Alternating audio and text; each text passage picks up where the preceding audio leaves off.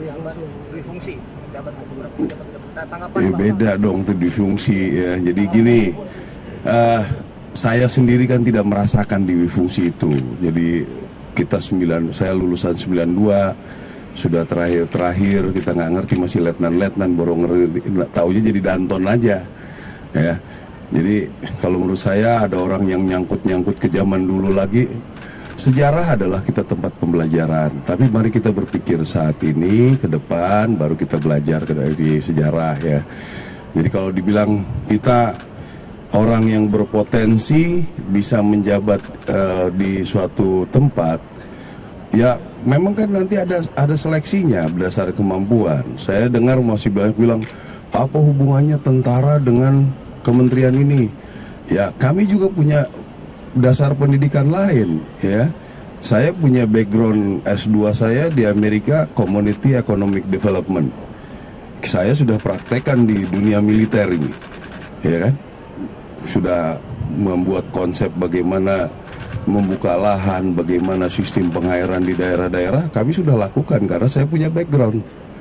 Teman-teman saya juga banyak yang punya background ekonomi, background hukum, background ya kan. Jadi nggak bisa ya, maaf nih kalau bilang ini, Menteri Kesehatan apakah dokter? Kan nggak juga. Manajemen, leadership itu penting. Ini juga perlu dijelaskan pada teman-teman yang lain. Bukannya kita ingin membangun, kita doktrinnya adalah berbakti pada negara dan bangsa. Kita punya kemampuan, kan sayang. Teman-teman saya di tentara ini sudah tour of duty, tour of area, ngerti di ujung-ujung. Sekarang berapa persen orang yang mengerti tentang dari Sabang sampai Merauke? Kan banyaknya di tentara. Jadi kalau misalnya ada pembangunan di daerah mana, kami banyak yang lebih mengerti, kan sayang. Bukan berarti kami harus tentara itu perang terus, enggak. Apalagi doktrin tentara kita ada teritorial, kita mengertilah ya. Yang mengerjakan di daerah membantu Kementerian Kesehatan kita lakukan, sudah sampai kemarin puncaknya di COVID kan. Mengenai pertanian, teman-teman dengan lihat sendiri, kita bisa membantu mengerjakan dengan fasilitas kita. Nah pengalaman-pengalaman ini kan bisa digunakan, bukannya kita mau bikin orde baru lagi. Gue mikirnya ke situ terus ya. Sekarang orang yang berpikir seperti ini, maaf ya, jangan jadi berpikir masa lalu lah. Saat ini tantangan bagaimana ke depan, belajarlah dari masa lalu, boleh ya. Tapi yang saya bilang ini generasi sekarang ini orde baru, dia sejarah aja dia taunya ya. Mau menguasai kementerian segala macam. Ini ada orang punya potensi, sayang gitu kalau menurut pendapat saya. Tanyanya pendapat saya kan. Nah itu pendapat saya. Nah apalagi ya udah kita siapkan. Kalau saya kan ngomong angkatan darat, kita sudah siapkan sebatas bagaimana pengamanan, karena ini berbatasan, ada dekat dengan perbatasan ke arah utara. Kami sudah siapkan artileri, Arahanut, Armet untuk pertahanan, kavalerinya, bagaimana untuk pengamanannya ya. Mungkin kami kan di ring 2 setelah Pas Pampres ya, dan dengan bekerjasama dengan Angkatan Laut, Angkatan Udara, udah kami siap semua ya. Dan memang belum terlalu rumit lah, karena persiapan kita kan untuk 17-an dan juga menata nanti ke depan lah kira-kira. Wah nggak terlalu banyak lah, berapa ribu aja ya. Kita ribuan nggak banyak nih, karena tentara itu ada berapa ratus ribu ya kan. Kalau hanya perlu 5.000, 6.000 itu gampang lah itu ya. Oke, apa lagi ya.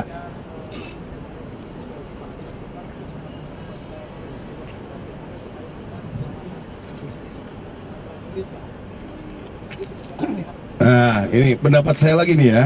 Jadi gini, kenapa kita tidak boleh bisnis? Karena menggunakan kekuatan. Sebenarnya sama dengan pemilihan itu. Tentara harus keluar dulu supaya jangan menggunakan kekuatannya ya. Jadi kalau kita berbisnis, kata-kata bisnis itu bagaimana?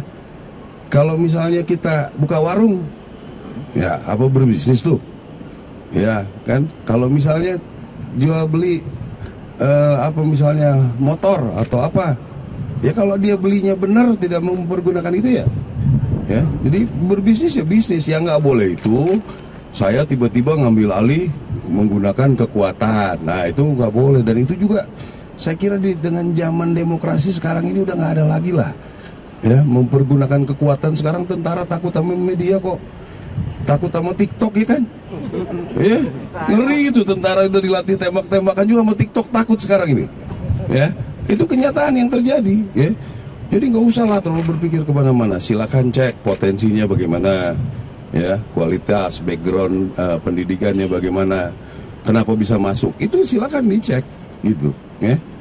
Jadi nggak ada masalah mau bisnis. Emang kalau saya mau jualan apa gitu jadi agen yang legal ya, kenapa nggak boleh? Karena batasan bisnisnya kan susah nih ya. Masa kalau misalnya sampingan kita terus jualan rokok karena memang kurang uang, kan halal, kan di luar jam kerja. Kecuali kalau media masuk harus beli rokok saya, nah itu nggak boleh tuh ya kan, gitu ya kan. Nggak usah terlalu diiniin lah, udah. Nggak, kita ini kan semakin baik hukumnya ya, semakin baik semua hukumnya. Nggak bisa lagi sewenang-wenang, boro-boro ini ya. Kan tahu sendiri rekan-rekan media, kasus-kasus 10 tahun aja bisa terungkap lagi ya. Gue pikir saya berani jadi kasat, makin penakut sekarang ini jadi kasat ya. Saya pikir dulu udah paling hebat tuh kasat, bisa segala macam. Di jalan aja malah saya marahin supir, hati-hati, hati-hati, jadi gitu terus tuh. Tanya supir saya tuh ya, sama radio ini tukang motor, motor kamu jangan ngeok-ngeok terlalu kenceng, karena udah nggak enak, udah lain zamannya ya, sudah lain. Tolong sampaikanlah teman-teman, udah lain, orde baru ya, terlalu jauh gitu loh. Ini yang generasi sekarang boro-boro tahu orde baru. Bapaknya mereka aja mungkin banyak yang lahir sesudah orde baru nih, bapaknya mereka ini ya. Kan masih ada Liting berapa nih yang paling muda ini, ada Liting 98, udah nggak ada orde baru, udah punya anaknya udah pajak, masih juga ngomong orde baru ya. Gitu kira-kira ya. Terima kasih Bapak. Nggak apa-apa, belajar sejarah bagus ya, saya juga dukung lah ya. Itu oke. Siap, Ya, terima kasih ya.